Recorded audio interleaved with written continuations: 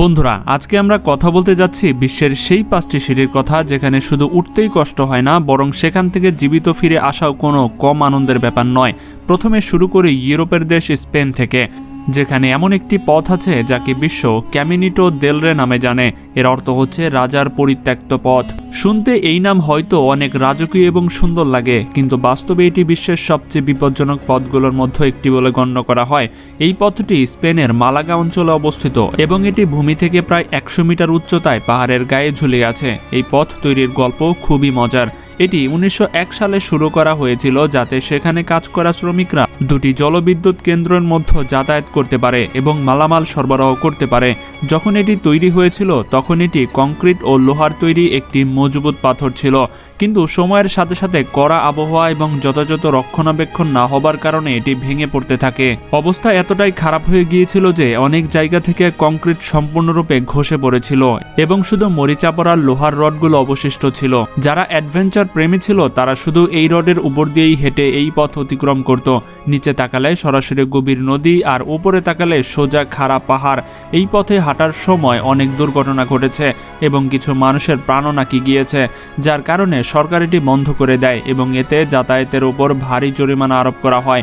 যদিও এখন এই পথটি আবার মেরামত করা হয়েছে এবং সুরক্ষার জন্য কাঠের নতুন মেঝে এবং রেলিং লাগানো হয়েছে, কিন্তু আজও যখন আপনি এর উপরে হাঁটেন এবং নিচে তাকান তখন পুরনো ভাঙা পথ নতুন পথের নিচে দেখা যায়, যা আপনাকে মনে করিয়ে দেয় যে এই স্থান কতটা প্রাণঘাতী হতে পারে।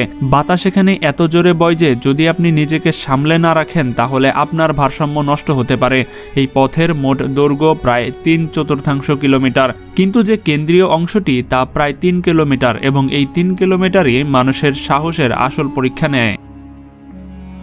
বন্ধুরা, স্পেন থেকে বেরিয়ে এখন আমরা সরাসরি যাই দক্ষিণ আমেরিকার দেশ পেরুতে, যেখানে প্রাচীন ইনকা সভ্যতার একটি আশ্চর্য আজও মানুষকে অবাক করে দেয়। আমরা কথা বলছি মাচু পিচুর, যা পাহাড়ের চূড়ায় তৈরি একটি প্রাচীন শহর।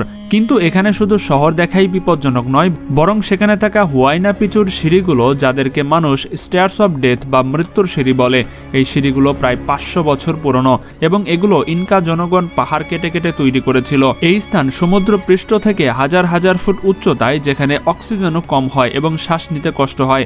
এই সিঁড়ির বিশেষত্ব হলো এটি সোজা উপরের দিকে গেছে এবং এর দুপাশে কোনো রেলিং বা ধরার জিনিস নেই। এক পাশে ঠান্ডা এবং কঠিন পাহাড় এবং অন্য পাশে হাজার হাজার ফুট গভীর খাদ। এখানে ধাপগুলো খুবই ছোট এবং অদ্ভুত।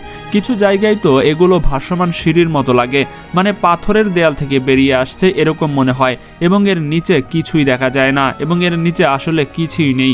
যখন বৃষ্টি হয় তখন এই পথগুলো অত্যন্ত পিচ্ছিল হয়ে যায়। আপনি নিজেই অনুমান করুন, আপনি এত উচ্চতায় আছেন, মেঘ আপনার আশেপাশে ঘুরছে, নিচে তাকালে খাদ নজরে আসে এবং পা রাখার জায়গা এত কম যে পুরো জুতোও আসে না। এখানে ওঠা হাইকাররা বলে যে অনেকবার তাদের দেয়ালে আটকে দাঁড়াতে হয় যাতে তারা পড়ে যাওয়া থেকে বাঁচতে পারে।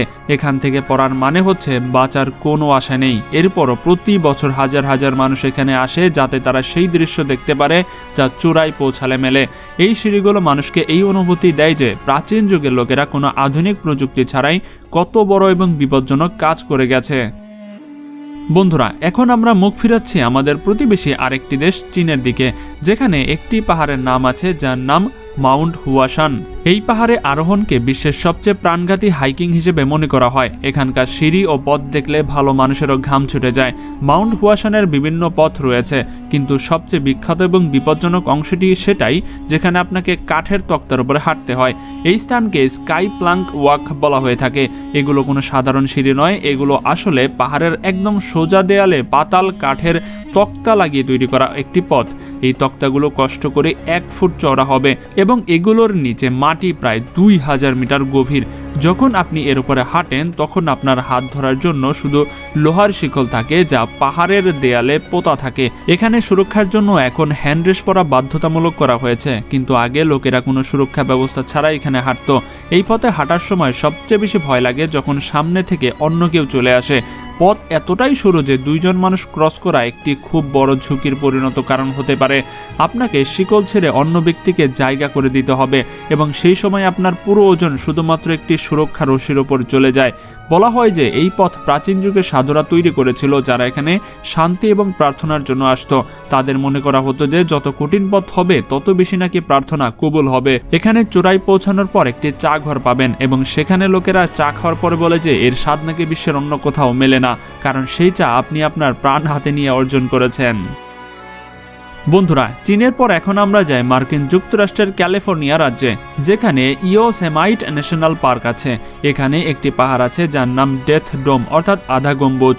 এই নাম হাফ ডোমের কারণে যে এটি দেখতে মনে হয় যেন যে কেউ এটি খুব বড় পাথরের গম্বুজকে মাঝখান থেকে কেটে দিয়েছে।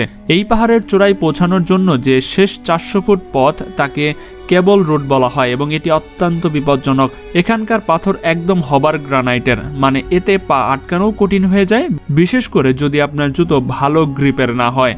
এই সোজা উঠান পার করার জন্য যেখানে দুটো লোহার কেবল লাগানো আছে সেগুলো ধরে আপনাকে উপরে টানতে হয়। এটি দেখতে হয়তো সহজ মনে হতে পারে, কিন্তু যখন আপনি সেখানে থাকেন তখন অবস্থা খারাপ হয়ে যায়। এই উঠান প্রায় 45 ডিগ্রি কোণে, যা সোজা দেয়ালের মতো অনুভূতি হয়। এখানে সবচেয়ে বড় সমস্যা হচ্ছে ভিড়, কারণ এই স্থান খুবই বিখ্যাত এবং এখানে মানুষ লাইন দিয়ে ওঠে। যদি সামনের ব্যক্তি থেমে যায় বা পিছলে যায় তবে পেছনের সব মানুষ বিপদে পড়তে পারে।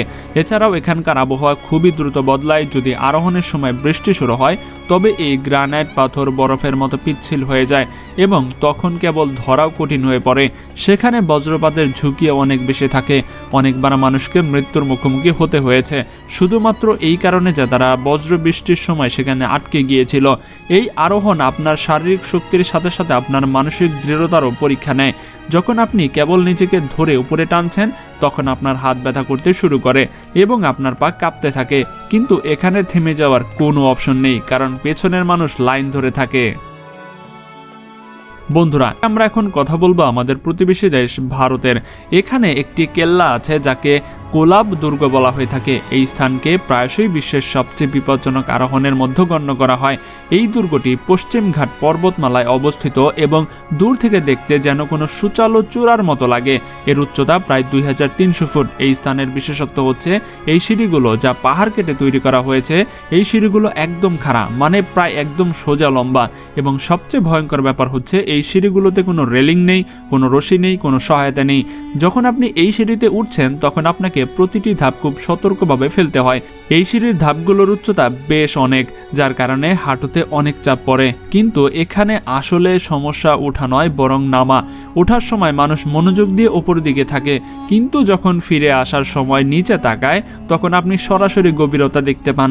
একটি ছোট্ট ভুল, একটি পিছলানো আপনাকে সরাসরি হাজার হাজার ফুট নিচে খাদে পড়িয়ে যেতে পারে। বর্ষার মৌসুমে এই স্থান মৃত্যুর কূপে পরিণত হয়, কারণ পানি এবং শ্যাওলার কারণে পাথর অত্যন্ত মসৃণ হয়ে যায়। এরপরও প্রতি সপ্তাহে এখানে ট্রেকারদের ভিড় লেগে যায়। এই দুর্গ সম্পর্কে বলা হয় যে এটি প্রাচীন যুগে নজরদারির জন্য ব্যবহার করা হতো, কিন্তু আজ এটি অ্যাডভেঞ্চার প্রিয় মানুষের জন্য একটি চ্যালেঞ্জে পরিণত হয়েছে। এখানে মানুষ ছবি তোলার জন্য আসে, কিন্তু অনেকবার ভয়ে অর্ধেক পথেই আটকে যায় এবং তাদের ফিরে আনা কঠিন হয়ে পড়ে। এখান থেকে পড়ে যাওয়া লোকদের গল্প প্রায়শই শোনা যায়, যা এই বিষয়ে প্রমাণ করে যে প্রকৃতির সাথে খেলা কখনো কখনো ভারী হতে পারে।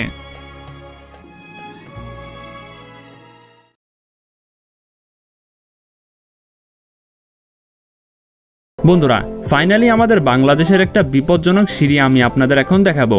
এই পাহাড়টি দেখতে অনেকটা হাতির মাথার মতো, যার কারণে হয়তো চাকমারা এই পাহাড়ের নাম দিয়েছে ইডো শিরোমন আর ত্রিপুরারা নাম দিয়েছে ময়িংকাপা। এই দুটির অর্থই হলো হাতির মাথার পাহাড়। মূলত এই জায়গাটি হাতিমরা নামে পরিচিত, আর পর্যটন বাড়ার সাথে সাথে এখানে একটা সিঁড়ি লাগানো রয়েছে যেটা স্বর্গের সিঁড়ি নামে অধিক পরিচিত, যেটা বাংলাদেশের চট্টগ্রামে খাগড়াছড়িতে রয়েছে। এখানে যে সিঁড়িটি রয়েছে সেটা সম্ভাব্য 300 সিঁড়ির হয়তো হবে, এর বেশি হতে পারে, এর কয়েকটা কম হতে পারে। একদম শেষের দিকে এই সিঁড়িটা একদম খাড়া হয়ে গেছে, যার কারণে এখানে সাবধানে উপরে উঠতে হয়। তো বন্ধুরা, আপনাদের মধ্যে কে কে মনোরম সৌন্দর্যে ভরা এই খাগড়াছড়ির স্বর্গের পাহাড়ে গিয়েছেন সেটা কিন্তু অবশ্যই আমাদের কমেন্টে জানাবেন, আর কে কে যেতে চান সেটাও জানাবেন। তো এখনো যারা আমাদের চ্যানেলটি সাবস্ক্রাইব করেননি তারা দ্রুত সাবস্ক্রাইব করে ফেলুন। তো দেখা হচ্ছে পরবর্তী পর্বে মজার একটা এপিসোড নিয়ে। আজকের মতো এখানে বিদায়। আল্লাহ হাফেজ।